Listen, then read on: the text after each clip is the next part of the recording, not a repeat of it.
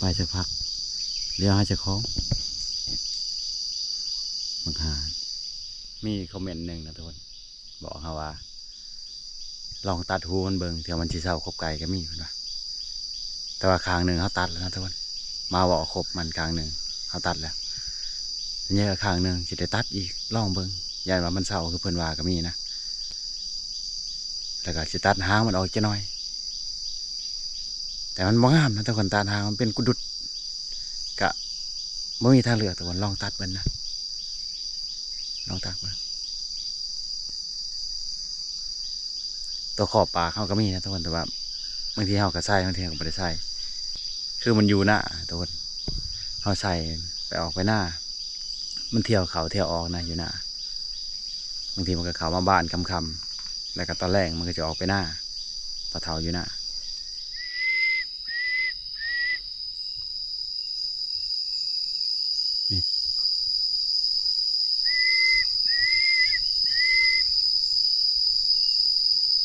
เดี๋ยวนี้มันตลอดมือยังไงฮะใช่หรอฮะ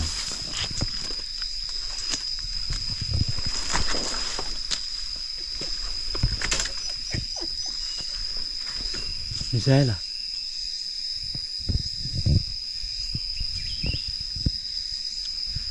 เรียนกระเตนะแม่นอลีพุ่นโดดลงเลยกระจอดนะมันไปพุ่นเลย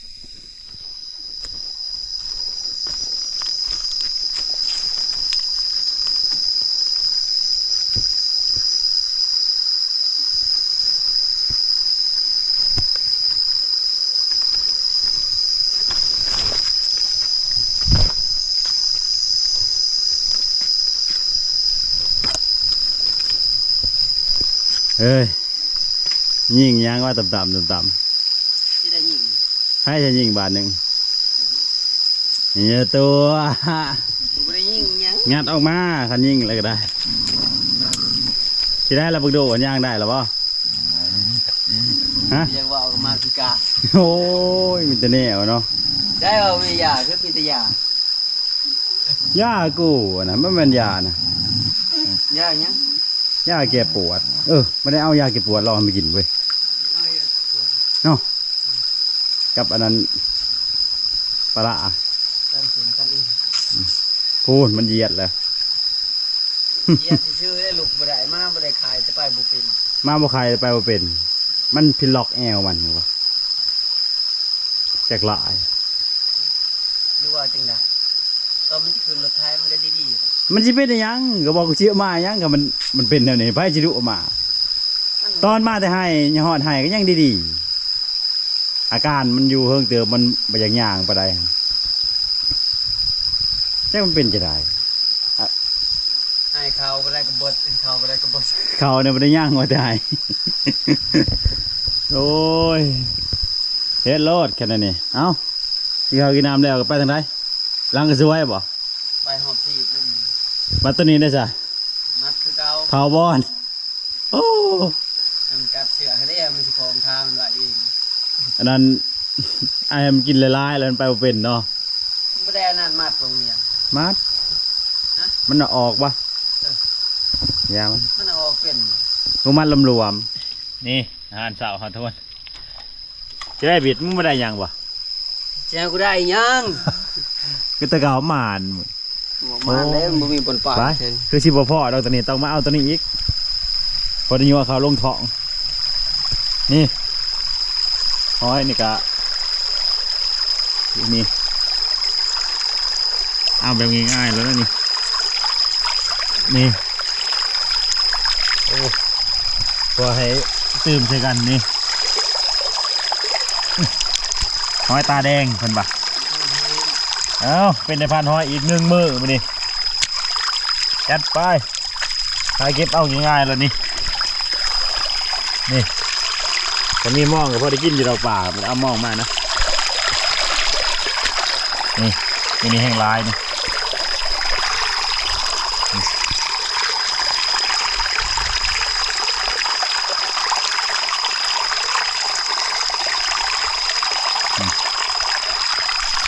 เอาเต็มกระมือนี่ก็พอนะ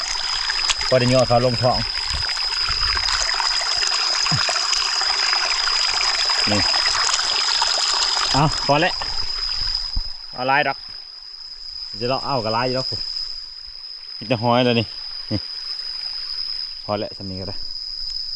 พอได้ย่อเขาลงท้องมาวิดว่ะนี่ห้อยเฮาทุกคนห้อยใบยังระบิดนี่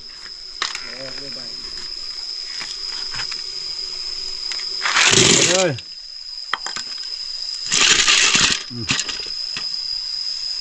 เอาอาหารเช้าเอาไปนี่พันบิดช่วยเขาเย็นบิดเลยเอ็ดโอ้เมื่อคืนนี่กูพันมากูเบาได้เมื่อคืนนี่เมื่อเรียนแต่กระบอกบ่ไฟมาบอกยังเกินลูกเยอะ บ่หนาเบาแบบนั้นน่ะรีบ่คนเฮามันบ่ได้ไปใส่เลยมันละมือมันนอนแต่เวท มึงกูเมื่อโดดดงนี่เนาะว่ากูคิดว่ามึงมาจะไปเหยื่องมาหายกูว่านอนไปเลี้ยวเบิ่งใต้โคมมึงมันอยู่ชายคนรับเฉยโหมันละมือเลยวะไอ้มึงเห็นโลเตงขึ้นในใจมึงบ่ได้กินยังดอกกันแนวนี้อยู่ในบอนนี่ก็นอนอยู่ว่าเอากันโดจะได้จะได้มาถึงคักเด็ดๆตั้งมีอาการโหลดโอ้ยอยากจะได้แล้วทุกคนอยากสีเศร้าเลยจะได้ตัวนี้กะได้มีวิธีในได้กะบอกกันในเด้อมันคล้ายๆกับไว้มันจังเนาะบิดมันย่างมาได้นะย่างมาดีๆแต่ว่าตอนมาเนี่ยย่างมาดีๆได้นี่เขาให้มันยืนนี่มันยืนมาได้ขามันเป็นรอยฮะ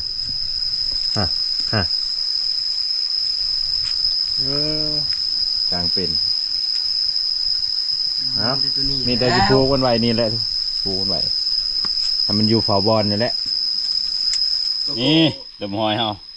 ลุยบิดลุยเอามาแค่ละไม่กี่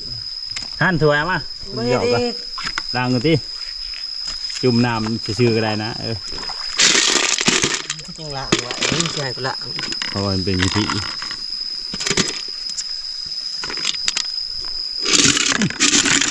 นี่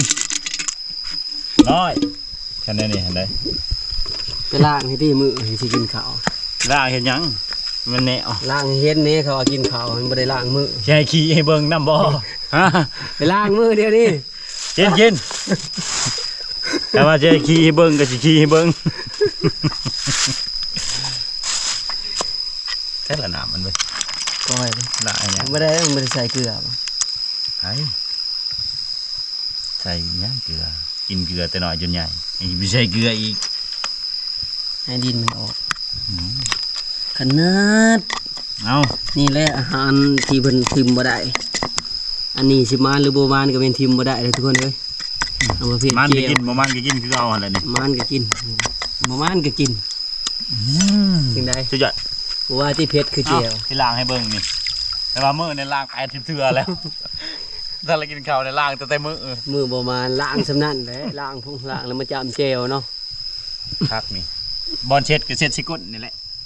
นี่ล้างสะอาดแล้วตอนเช็ดนี่บ่ยังสะอาดไปจะได้บิดกินนี่แซ่แล้วเนี่ยจิ้มมาเฮ็ดมาเลยที่หั่นใหม่ฮะโอ้ยังบ่เวทกูอีกเฮ็ดรอดเท่านี้แหละยังสิเรียนมากๆใช่เลยมี5 เมตรอีกโอ้ยมันได้นี่แหละเอามาพี่น้องมากินข้าวนำกันนี่หอยหอมมันก็สิเริ่มบ่หอมแล้วล่ะนี่จำเจียว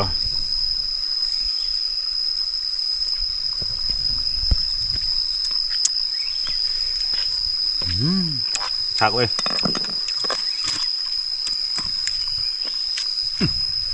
นั่งเจ็บๆไปที่นั่งนั้นเอ้าใหม่โอ้โหจริงมันบ่มัก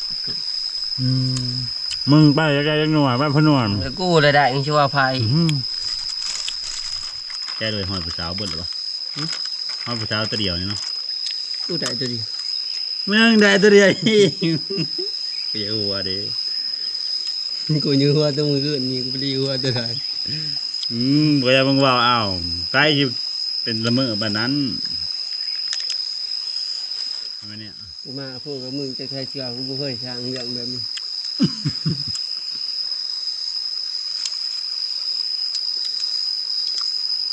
แต่มันว่าอ่อนกูยังบ่อยากหัวตัวกูเยื่องเลยมันบ่เห็นหัวตานี่นะมันปิดไว้เบิด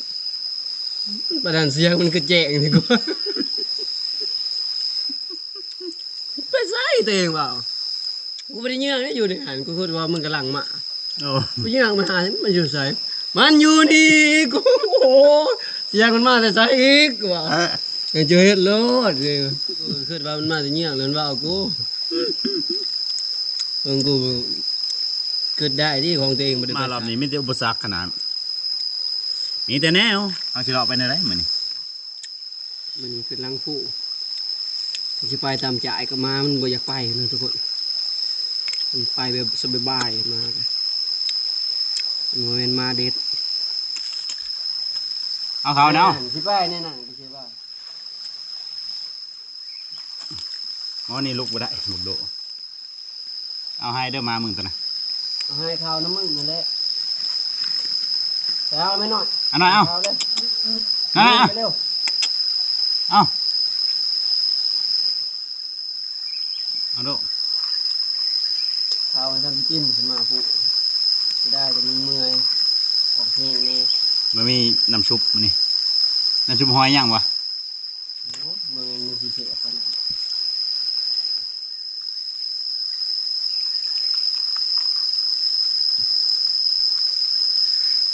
อันนี้กับบุกินอีกตัวนี้จุ่มน้ำอีก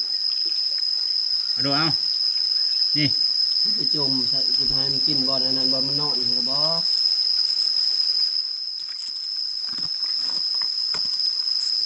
แจ้วมันไปกินข้าวมันนี่ชิยูวะ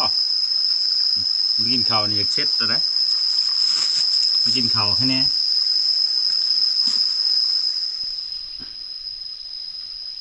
ใส่น้ำซุปกินเอา ผู้ชมกระชองมันบ่มามันยังจะกินน้ำซุป ฮานไม่ได้ฮานมานี่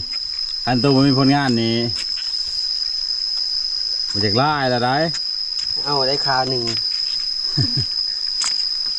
แท้แหละเห็บเดี๋ยวนี้ออกแล้วป่ะแมงเหลือมอันจมหนาว ลูกข้าว เฮ้ยฮะ นอนอยู่ในห้องไม่ได้เห็นขี่ได้ไหม มันขี่เดินใบ มันเหยียบยามสิได้ตอนเขาบ่อยู่ อ้าวทุนกินข้าวแล้วก็สิเตรียมเครื่องเตรียมของแล้วก็ เพ่ง นะฮะเลาะครัวนะ นี่ลงกิน โอ้กินอยู่เถอะจะเอากินแป้งนัวสูตรแต่พอแต่แม่เพิ่นพากินมาไข่จะให้กินแป้งนัวสูตรเก่าสูตรโบราณมาสันซะมาไข่กินแป้งนัวเศร้าได้ แต่ว่าไข่ตัวนี้มันว่าไข่ก็ว่าแม่นไข่นะมันย่างบ่เป็นมันจัง ไข่ที่กาด เอาบิดเตรียมท็อกที่จะอาปากมา กูอีกแล้วมันประทันละไปตบมันเป็นไง เฮ็ดให้มันละลาย บ่ยอมคน คนแล้วมันก็เถิงเทใช่เลยให้มันกลืนกินนี่ให้มันเฮียที่สิได้ซิมมา เบิ้งกูจะช่วย เบิ่งเบิ่งอยู่ในเบิ่งมันมึงก็ไว้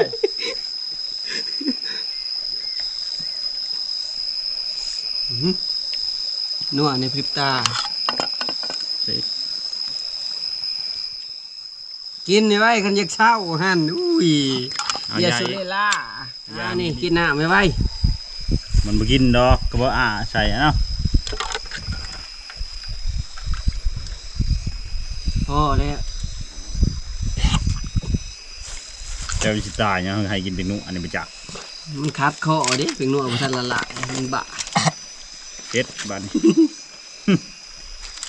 เอายาอีกเอา อย่าพลาดที่มันยังคัดคอพอดีมันสิขาดยาออก มันบ่ขาดปลาร้านั่น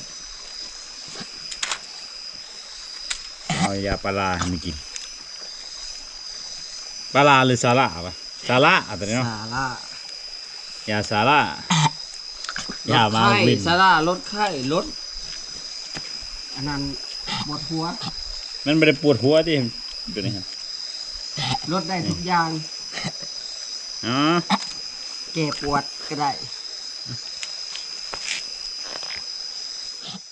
เดี๋ยวทำไมจริงจะขั้นจะเศร้า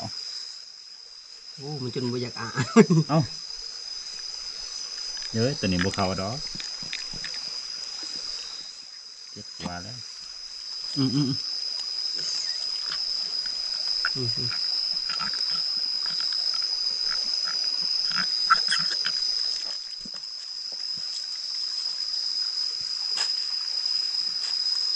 ให้กินยากันยากเนี่ยสิเช้า เฮ้ย เอากินแล้วก็พักผ่อนอยู่นี่เอากินยาแล้วก็จะให้มันอยู่นี่แหละอันบักโดที่ผูกมันไว้กับตัวนี้แหละเขากับสีจานไว้ให้มันอยู่นี่เลยนี่เขาเพศนะกองไว้อยู่นี่แหละน้ำกับสีตักมาให้มันอยู่นี่ เบิ้งเลยหน่อย โอ้ยมีแต่แนวฉันเท่ากับจะรอครัวค่ำไปแล้วจังชิมาทุกคนไปมันพูดแล้วเขาบอกค่ำไปแล้ว ส่งใช้ทำการเลิก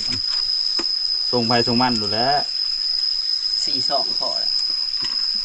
ส่งสำคัญก็ได้แบ่งกัน เราบอกว่าถ้าจะกินส่งไอ้มือนี่ คนละซองบ่